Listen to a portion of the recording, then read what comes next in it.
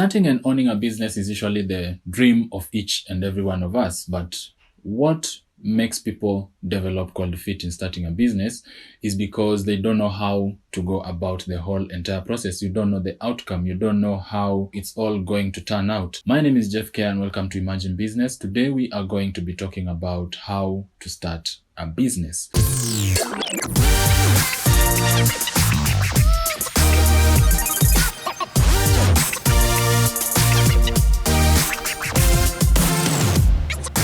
If you have ever dreamt of owning a business and you want to start a business, then this is a video for you. My name is Jeff K and welcome to Imagine Business. Today we are going to be talking about how to start a business.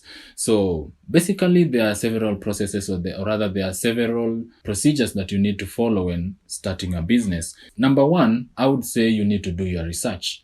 Research is very, very important when you are starting a business, or rather when you want to start up a business. Why is research important? Research comes in handy when starting a business because through research, you will understand what you need to do as a business person. If you are going to venture into a business as a sole proprietor, or you are getting into business as a partner, or rather a partnership form of business, if you're going in as a wholesale or a retailer and all that kind of thing. So doing research, I would say, is very paramount because it will guide you on what you need to do. It will help you to understand your market demographic. It will help you understand your target audience, your customers. It will help you understand what goods and what services you're coming in to offer. So another thing that research will do for you probably is to help you understand the risk factors that are involved in the kind of business that you're going to do. Research is also important when coming up with a business because you need to know what your competitors are doing. You don't just wake up any day and venture into this business that you don't understand. You don't know what the market looks like. You don't know who your competitors are. I would say research goes a long way in helping you lay a good foundation when trying to start a business. Number two, I would say you need to understand your audience, or rather your target customers. Why is this important? Because when starting a business, even if it's a new product you're coming to offer into the market, or rather if it's a new service that you're coming to offer into the market, it's important for you to understand who you're coming to offer this product or service to. So understanding your target customers or your target audience is very important when starting up a business because you will need to understand the demographic of where you're trying to set up your business.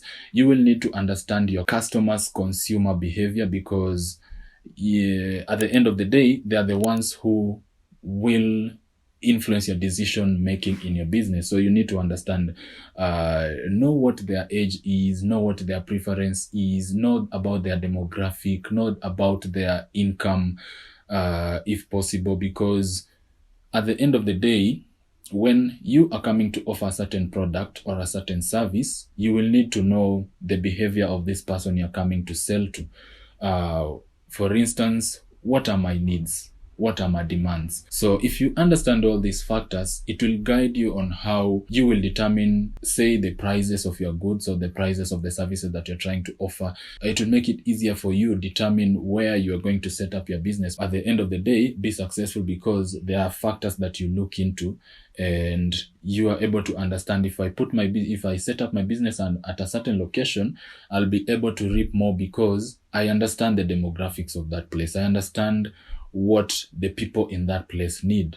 You understand their desires, you understand their wants and their needs. Another thing I'd say, when you are starting a business, you'll need a strong mission. Why are you getting into that business? Are you getting into business because you've seen so and so do it? Are you getting into a business because you want to make money? Okay, recently I had a quote somewhere and an entrepreneur was saying, if you are getting into business, you should be getting into business because you want to offer or rather to solve a certain problem. So if you are going into business because you want to make money, according to him, that is a wrong perception. And according to me, I think I tend to agree with him because money should not be the primary cause or the primary reason of why you want to venture into business. Because what happens in the first 6 months when you're trying to settle in and the money is not coming? Motivation, is not there for you to work. But if you are going into business because you want to solve a certain problem, or you want to offer a certain service to your clients or your customers, then in the midst of you offering the service, or you offering the product, or you solving a particular problem, of course, the money will not be the main thing why you are in that business as at that point, but it would be a motivating factor, because business, you won't start a business today and tomorrow it's already making the money that you intended it to make.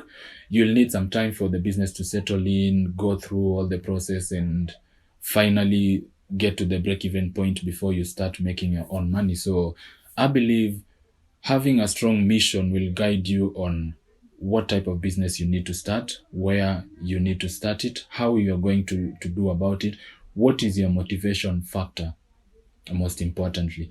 And then another thing, when you are starting a business, you need to come up with a structure. Now, you won't get into business because you have seen, like I said, somebody else do it. Your business should be unique in its own way. You might be offering the same product, the same service, the same need, but the structure of your business doesn't necessarily have to appear like every other business in your sector.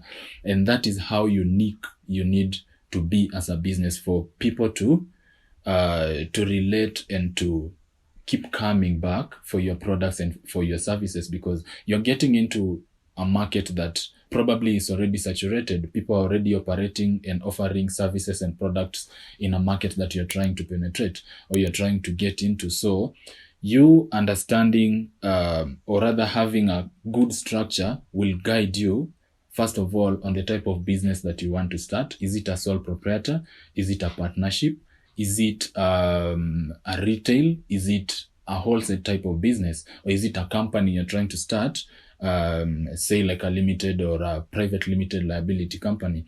So basically, patterning the structure of your business, most of the time it dictates the legal procedures that you're supposed to follow. If you are going to set up a food processing company or rather business, having a clear structure will guide you through on what you need as a business for you to operate legally. This entails things like licenses and all that. Basically, the legal parameters or the legal demands in your area of or rather in your country of operation for your business to be allowed to operate.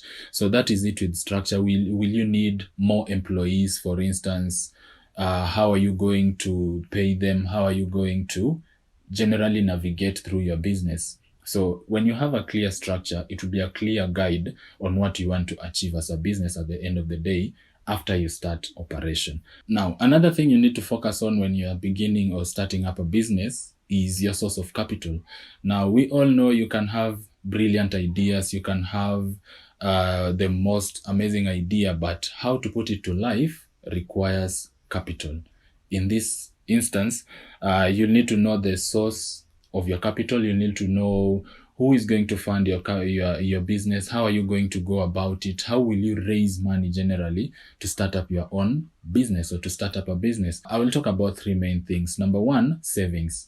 Now, savings have been one of the most easiest ways for people to start up businesses, because you want to start a business next year. We just entered into a new year. This is 2024. Probably you wanted, as one of your resolutions, you wanted to start a business this year. And you have been saving in the past years. You knew I needed like, say, 200,000. So you've been saving. And then, by a certain period of time, I would have accumulated the 200,000 that I need to ingest into my business. Now, that will form a foundation, or rather a basis of where to outsource the first initial capital to invest into your business. Number two, I will talk about investors. And in investors, I'll talk about two main particular ones at this point. Now, when you're starting up a business and you don't have enough capital to invest into it, or you don't have enough finances to start it, there are two types of investors that can come in handy into your business at this point. These are angel investors and venture capitalists. Now, who are angel investors? Somebody might ask. An angel investor, or generally, or two types of investors, are investors who come into your business because they love the idea that you have and they see the viability of it coming to life. So as an angel investor, I will come into your business to invest into it because I love, first of all, like I said, the idea that you have. I see the viability of it happening, and in as much as every business is a risk, the risk factor is a bit low. So the chances of me recovering my money are quite high. So there's a very thin line between angel investors and venture capitalists. Now, where the difference comes in, I would say, is in terms of control. Because a venture capitalist will come into your business because they love your idea, yes, but they want some level of control for them to safeguard their investment. So if I'm coming into your business to invest, say, 1,000,000 shillings, I will want to be part of the decision-making process because I want to safeguard my 1,000,000 shilling investment into your business. At the end of the day, I want some level of control in the decision-making process. And in some cases, venture capitalists go into a milestone of becoming the sole decision makers of businesses because, like I said, they want to protect their investment. And as compared to angel investors, they will come into your business because they love your idea, they see the viability of it happening, but they won't have so much control because, according to them, they are doing it out of goodwill and they're doing it out of free will. But in as much as that is happening, they also want to safeguard their investment. So they might have control, but not as much as the venture capitalists. So those are the two types of investors that you can actually look out for when starting off a business or when starting a business at this point. They can play a very huge role into investing good amounts of capital into your startup business. Then number 6, I would say you need to understand the risk factor that you might encounter in your line of business. So before setting up a business, you need to understand, like I said, your market. Now, understanding your market comes with understanding the levels of risks that are involved. And as a business, if you understand the levels of risks, it helps you plan and it helps you navigate through, anticipate that a certain risk is bound to happen if I don't do my calculations right. So if I'm getting into this kind of business, I already understand the market. I understand my audience. I have the capital. I have a good mission statement that will guide me throughout my business. So understanding the risk factor will help you prepare for risks that are bound to happen. Yes, you're getting into a business, but like I said, every business is a risk. Every idea is a risk. Nobody is 100% sure that this is going to work out. So the business itself is a risk. So if you understand that concept, then you're able to plan. You're able to understand. You're able to navigate through the risk when it comes. When you understand the risk factors involved in the kind of business setting you're trying to venture into, it becomes easy for you to navigate. It gives you the confidence and the drive to move on because you know this is what I'm going to get into, and in case it doesn't work out this way, this is how to go about it. So basically, you need to understand your risk factors. Number 7, I would say you need to have a business plan. Now, what is a business plan? Basically, it's a document that outlines your business model. It outlines your business structure and how you are going to navigate the market that you're trying to venture into. It contains your mission statement. It contains your structure. It contains where you're going to outsource your capital. It contains your policy and decision makers. Basically, it contains what your business is all about. And I would say a business plan is very important at this point because it is the first thing that you need to have before you even start a business. Basically, you have an idea, but a business plan is the life of the idea that you're trying to put to life. It will guide you on how to go at different stages. It will show at what point did you achieve a certain goal, what are you aiming at. And I would say not just for startups, for every kind of business. Every business needs a business plan, because when you are starting, you have different goals from when your business is a few years old. So if you are starting today, 5 years from now, 10 years from now, your business will be at a different level. You need new goals, you need new missions, you need to achieve you need to break new boundaries. So once in a while, if not all the time, you need to be updating your business plan, because that is the only way you'll be able to know and to tell how your big business is progressing. So I would say having a business plan is very crucial and very important for every person that is in business, not just startups, but every person that is in business. Another thing I would say when you're trying to start up a business is you need to understand the perfect time to start. What do I mean by this?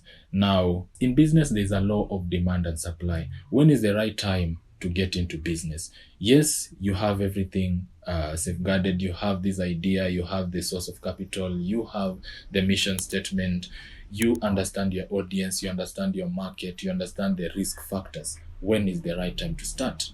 The right time to start, I would say, is when the demand of the product or service you're coming to offer into the market is high, because you're coming to solve a need that is already existing in the market. So the probability or rather the chances of your business falling into place are quite higher than when you're starting a business when the market is dormant. Then last one, I would say you need to involve professionals. Now, you might have the idea, you might have all these things that we've talked about in this video, but you don't have the expertise to run and operate in all the areas. As a sole proprietor, maybe you'll be disciplined enough to, first of all, like handle your finances in business and have the discipline to separate your personal finances from your business finances. But for big companies and for big businesses, you'll need professionals like accountants, because at this point, your business is a separate legal entity from you as an individual or the original owner of the business. You are the vision bearer of this business, but how the business operates, it's different from how you live your life. So you definitely need professionals who will help you and guide you on how to handle different departments, different sectors, because that is the extent to which your business has grown. Probably you have a company. As a director, you have different departments. You have the finance department, you have the marketing department, you have probably the production department, which will need specific people that are qualified for those roles, for those departments to be successful, and overall for your company to be productive and to be successful. So I would say you need to involve professionals at different stages of your business if you are looking into scaling your business into higher heights, because with professionals comes professionalism and different ways on how to navigate different challenges, different problems, which as a business person, you might not be familiar with. So those are the processes that I would say any startup business need to look out for before venturing into any market that you're trying to venture into. So number one, I said you need to do your research. Know which market you're getting into, know what it takes, and know how you're going to navigate the market. And number two, I said you need to understand your audience, or you need to understand your customers, because they're going to determine your decision-making process as a business. Number three, I said you need to have a strong mission statement. A mission is what drives you into what you want to do. So once you understand that, then it will be easy for you to navigate any market that you're trying to get into. And then number four, I said you need to have a structure. A structure will basically guide how your business will operate, what you need to have, and how to go about it. Then number five, I said you need to know the source of capital or the source of financing your business. And we talked about angel investors, we talked about venture capitalists, and we talked about savings. Then number six, we talked about understanding the risk factors that you're getting yourself into, or rather the risk factors associated with the kind of market that you're trying to penetrate. That will help you plan ahead, either to avoid or navigate through the risks that will be thrown as you maneuver through your business. Then number 7, we said you need to have a business plan, which is a document that basically guides what your business is all about and how to go about it. Then number 8, I said you need to understand the perfect time to start. And with that, we said you need to start at a time when the demand for your product or the service that you're coming to offer is actually high, because it will give you a higher probability of your business succeeding at that particular point. Then number 9, and the last point of this video, we said you need to involve professionals, because as a business person, yes, you're the vision bearer, you are the owner of the business, but you can't do everything by your own self. You need people to assist you. You need people to guide you through different stages of your business. So that's it for today. I hope you learned something new. If you did, make sure to like, comment, and subscribe. Turn on the post notifications so you stay tuned for the next video, and good luck in your business journey.